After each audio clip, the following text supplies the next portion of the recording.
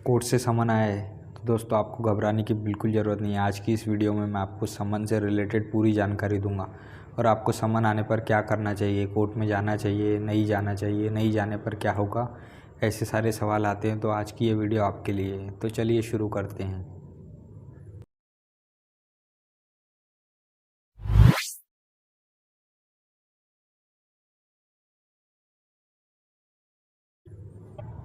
Court से समन आया है तो जाहिर सी बात है आपको पहले से ही पता होगा कि कौन से मैटर में आपको समन आया है।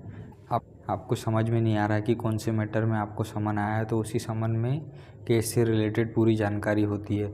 उसी समन में आपको पार्टीज़ के नाम, केस नंबर सब मेंशन होता है, किस कोर्ट में आपको जाना है ये सब मेंशन होता है। तो सबसे पहले आपको देखना है कि ये समन विटनेस समन है कि अक्यूज समन है। विटनेस समन जनरली क्या होता है कि आप किसी मैटर में अगर विटनेस होंगे तो कोर्ट आपको उस मैटर में एविडेंस देने के लिए कोर्ट में बुलाती है। जनरली छोटे मैटर्स में पुलिस वाले किसी भी व्यक्ति की साइन लेकर उसे विटनेस बना देते हैं और उस व्यक्ति को पता भी नहीं होता कि वो व्यक्ति उस मैटर में विटनेस है। जब उसे सम्मन आता है तब उसे पता चलता है कि वो व्यक्ति किसी मैटर में विटनेस है। तो ऐसी कंडीशन में वो व्यक्ति परेशान हो जाता है कि अब मैं कोर्ट में जाकर क्या बोलूँ।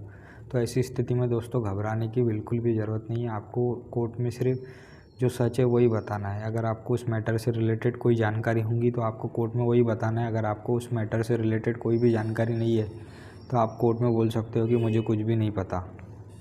उसके बाद अगर विटनेस समन आने पर आप कोर्ट में नहीं जाते तो क्या होगा। अगर विटनेस समन आपको सर्व होता है, आपको अगर मिल जाता है, उसके बाद में भी अगर आप कोर्ट में नहीं जाते तो कोर्ट आपके अगेंस्ट में वारंट इशू कर सकता है। ये तो था विटनेस समन के बारे में। अब आते हैं अक्यूज समन पर। अक्यूज समन में भी केस की पूरी डिटेल मेंशन होती है।